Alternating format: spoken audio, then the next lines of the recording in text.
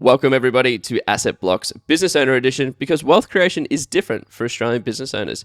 Today, we're going to be talking about the wealth opportunity, business owners' unfair advantage, but cue the disclaimer first.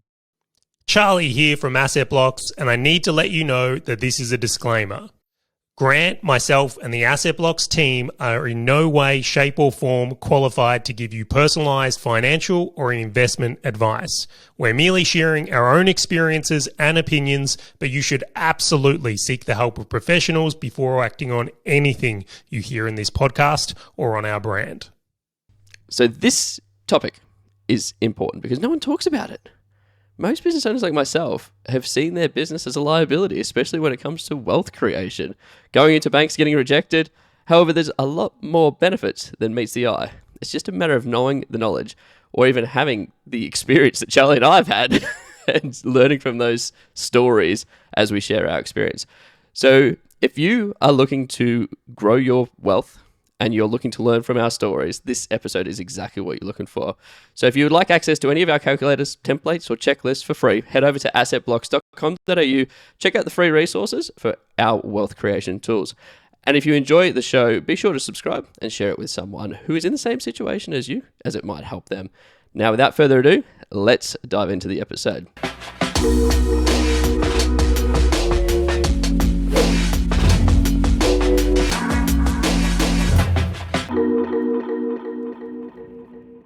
Charlie, if you had have told me a few years ago that business owners had an unfair advantage within the wealth creation game, I would have called you crazy. Because I look at it, I'm walking into banks, and I'm like getting laughed at, getting spat on, and I'm like, this is just not designed for me. This is designed for employees.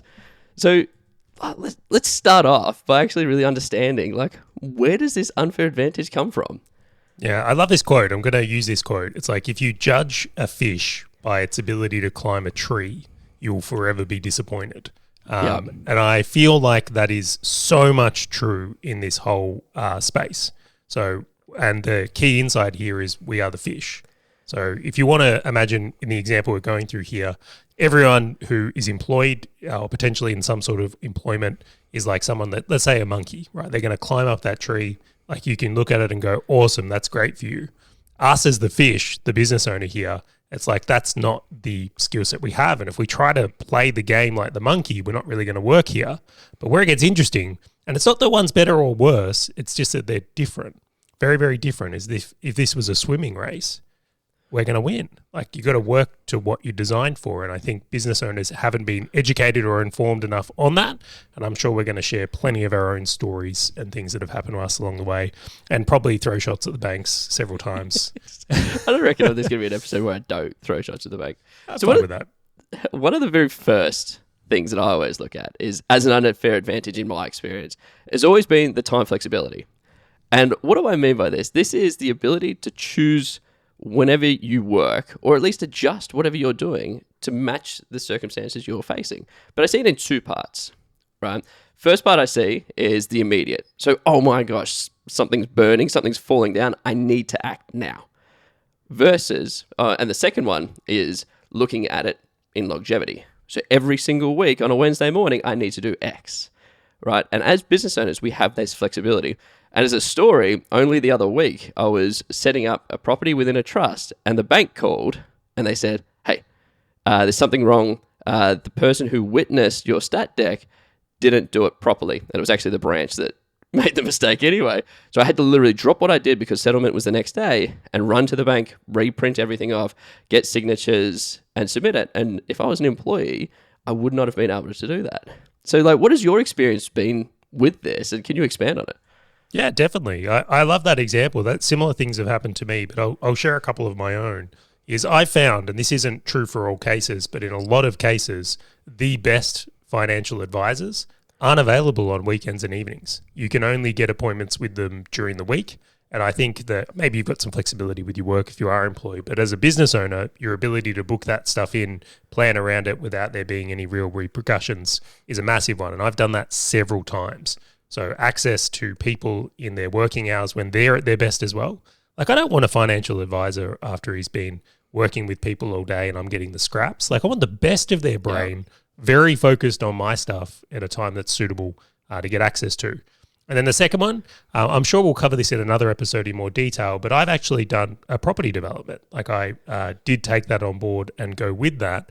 Now that was a project that needed a little bit of time. I won't say every week, but we'll say every couple of weeks. And particularly Bianca, my partner, was way more involved in it.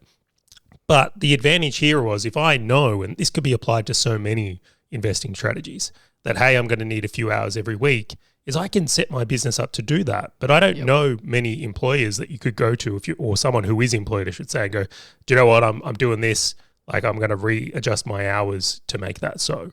So, and a lot of people who, let's say, are employed here doing those types of things end up doing it a lot in the nights and evenings where it isn't their best time, or they have to make other compromises and sacrifices to pull it off. So time flexibility is such a powerful tool that can be used, again, in harmony with our business, not at the expense of. Yeah, and I completely relate to that. So when I talk to the accountants, buyers agents, etc., that I've used to create the wealth that we've got, it is always during the day. And I always set them in the morning. Why? Because I set myself up as the day starts to think critically through it. I go, well, how am I going to challenge this? How am I going to face these people? But I also have it scheduled every week, every month, every quarter during the day, to your point, because they're not available all the time or on Saturdays or Sundays, or at least they don't want to deal with me on a Saturday or Sunday.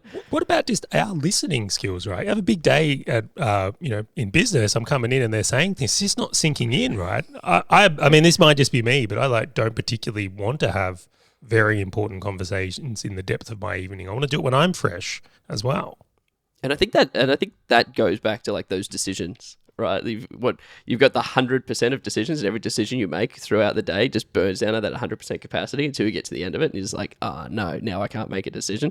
So that's probably a reason why a lot of people who are trying to analyze at night, they're just like, man, I just don't want to make a decision or don't want to make a call. But having that flexibility around dropping something and just jumping on solving it, but also being able to time box these repetitive tasks of, okay, I'm going to talk to this, I'm going to evaluate my properties, I'm going to evaluate my investments, etc. Each Monday, for example, in the morning is one of the biggest keys. So for yourself, second, what do you think is another unfair advantage for business owners in wealth creation? Oh, this might just be the biggest one. Might be. All right, well, of course, the many on the list to come.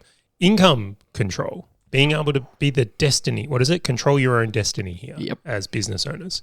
And I might lead this one off as an example. If you are someone who's employed, you very much, if you need to make an extra $1,000, your options are not the same. So you can maybe be more frugal or save an extra $1,000 through sacrificing lifestyle or expenses, or you can drive Uber at night or do whatever is required as a little bit of a side hustle. They're pretty much the options. I realize there's many different forms of employment and tons of people have bonuses and that, but in general here.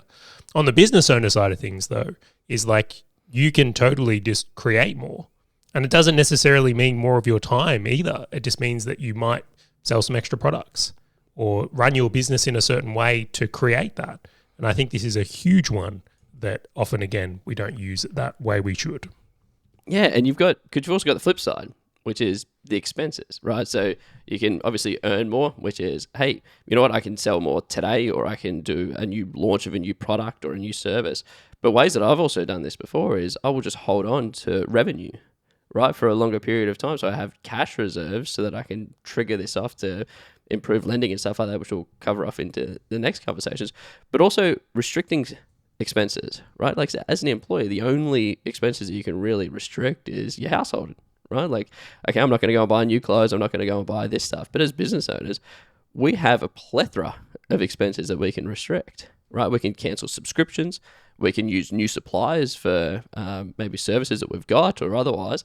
But you've also got like employee expenses, which are usually the biggest that people have. And so now you go, okay, well, which lever do I want to push and pull in order to leverage my business the best to create my wealth?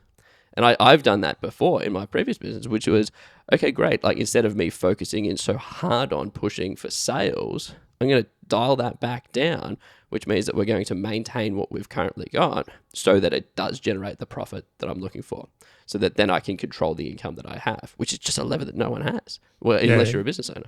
Totally. Can you imagine you're an employee going into work and like, hey boss, I need you to maintain your profitability a little bit at the moment right now. It's like you just don't have that like in the same ways. Like you really get a whole new level of control when it comes to your income and how you use it. So I think it's a phenomenal advantage, once again, that is just something not thought about enough. And on top of that as well, I think a lot of what we see from an employee's perspective is they're trading time for income, right? So even using your example of delivering for Uber or doing cashies on a weekend or whatever other examples that people do to try and bring in a little bit more, like business owners have that leverage where it's not the effort that they're putting in equals more money they're creating, right? So they could go and acquire another business to go and boost their income. They have so many different options, which is not just trading time for the income, which no one else has. And so I like income control. I see them as that as one of the biggest components. But it's funny, I don't want to step on some of the other points that we're going to be mentioning here because this income control actually creates quite a lot more. Because my third point for the episode actually comes back to lending, right? So you having a business is an unfair advantage after the first 2 years compared to an employee. Why? Because you can push and pull those levers, right? And I always use the examples of levers. So I can reduce my income this month, next month, month after, in order to prepare for a good position for lending into the next 6 months, 12 months. Or I can load up on my income, right, in order to improve my lending. So I can adjust my business to improve my position or even my family's position for lending, depending on what I'm going to do for wealth creation.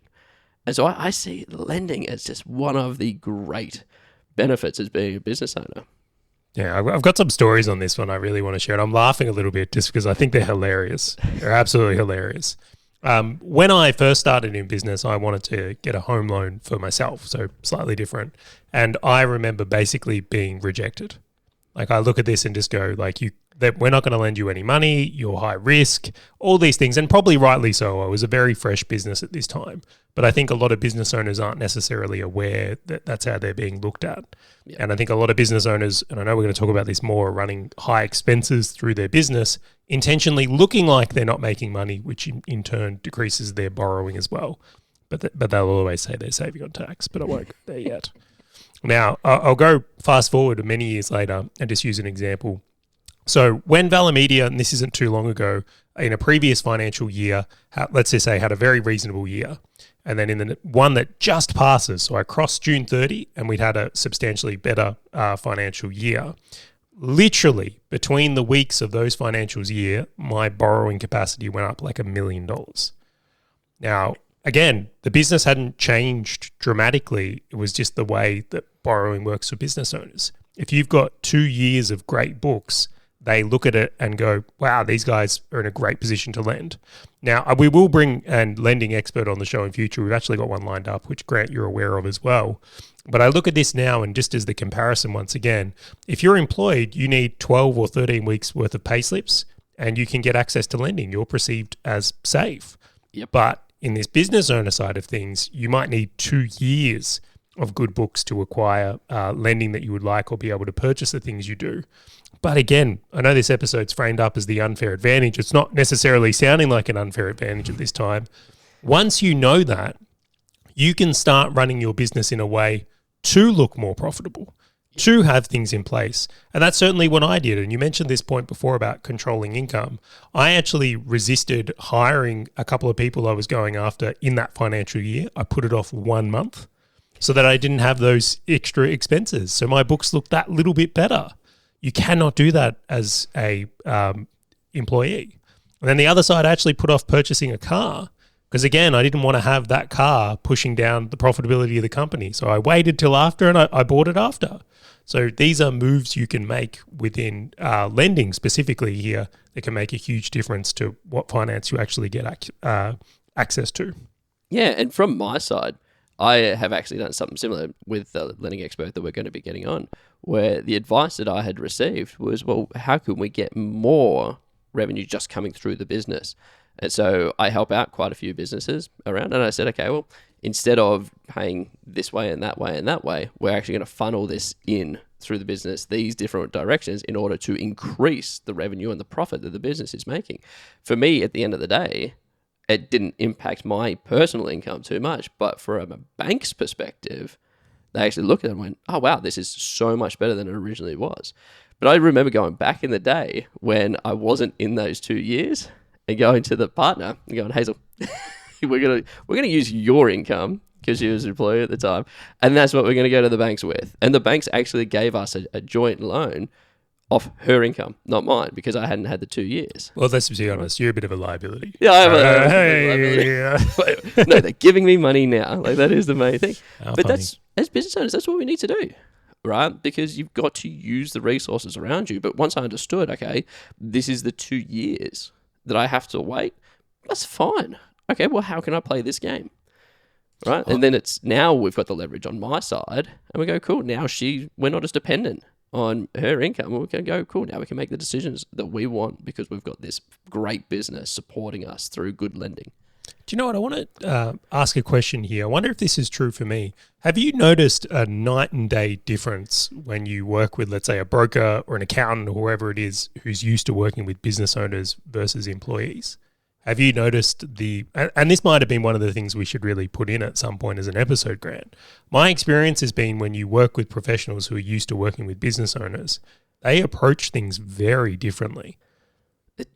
Completely. So this was a conversation I had with my past accountant. I said, I've got business entities and personal entities, and obviously myself and my wife. There is one goal, our wealth. Can you help us get to that? And they're like, what do you mean? We've got to do compliance. What do you mean strategy in order for this to grow? And it was like this little bell was just going ping. All right, let's go looking elsewhere. Like, that was it. And but it was the same for a mortgage broker, right? I had used a previous mortgage broker, which was, yep, cool, we're going to get the mortgage.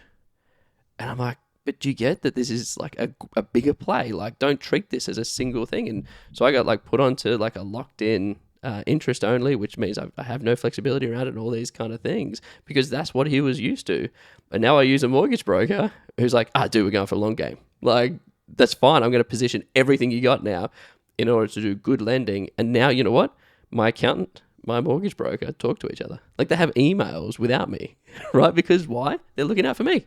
That's it. Like, I am their success criteria. So I completely agree. And that's like the leverage that you want.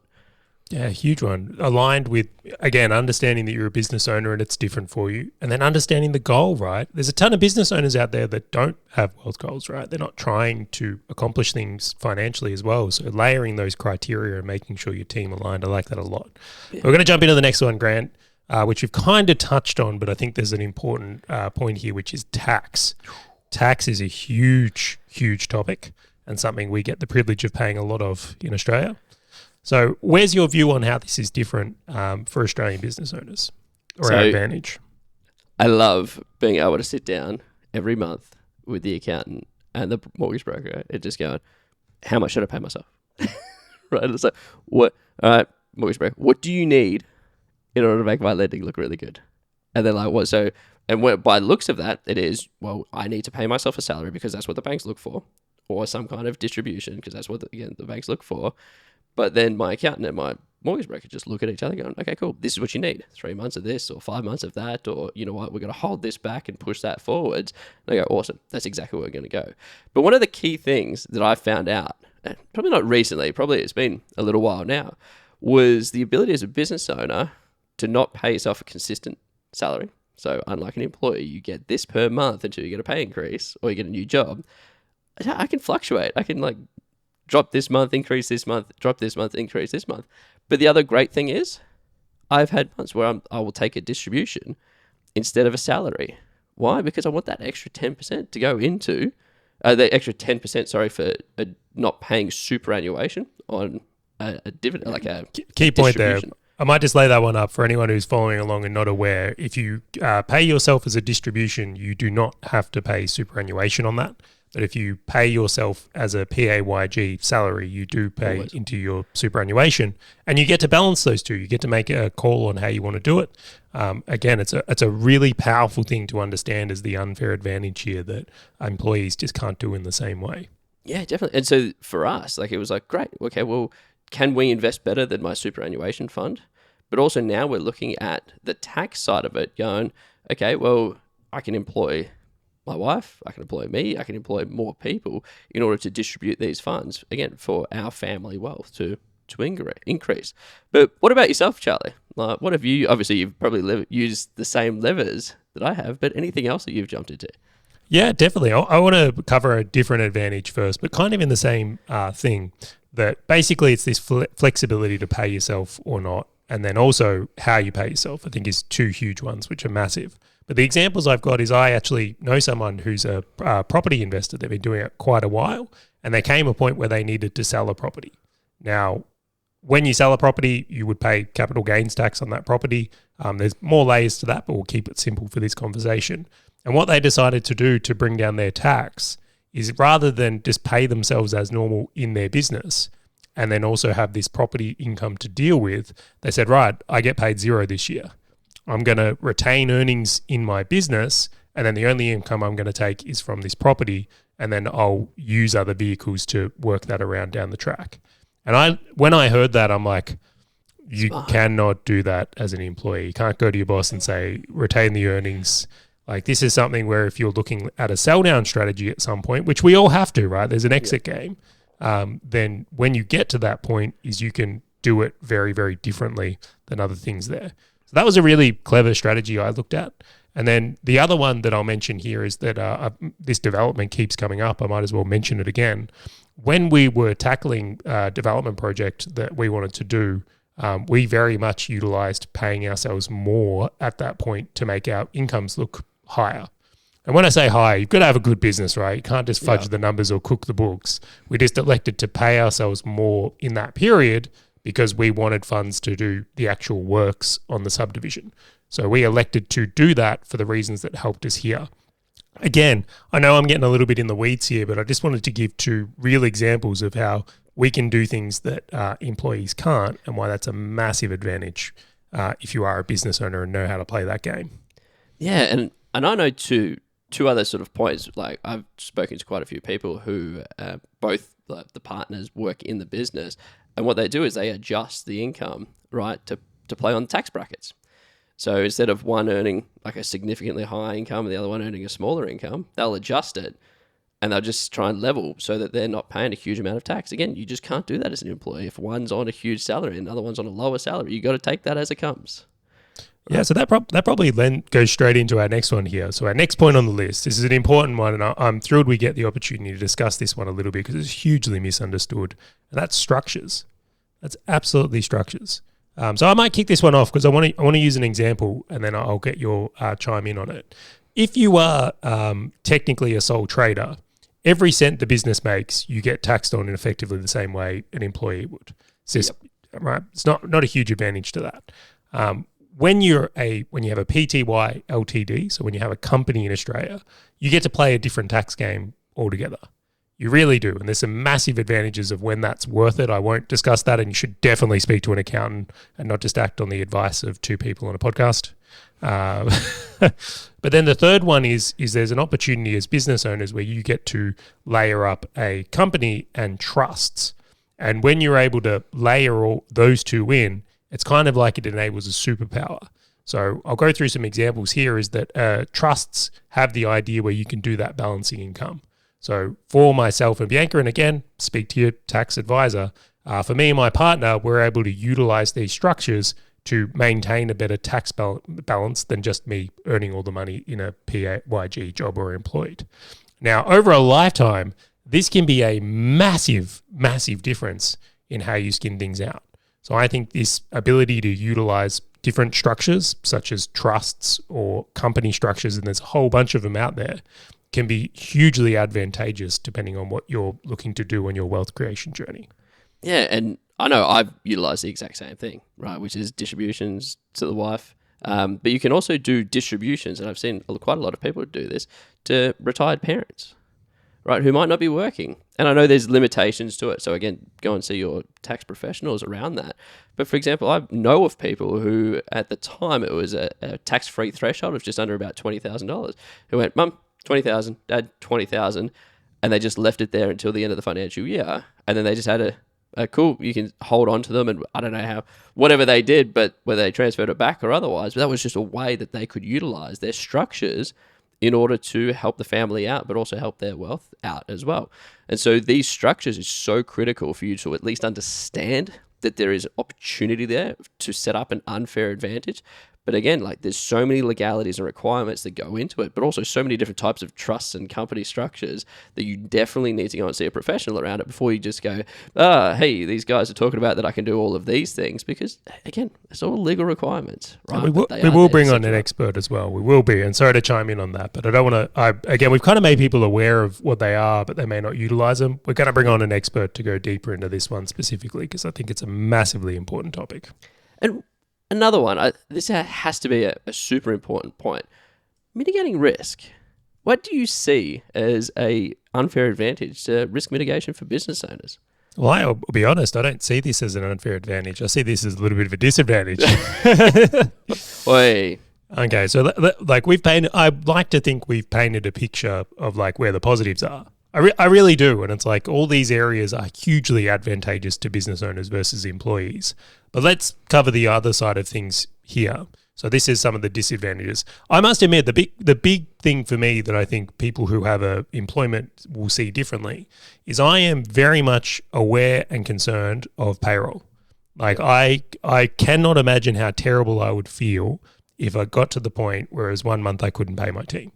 Like it would actually potentially break me. And because of that, it would hurt my identity and ego.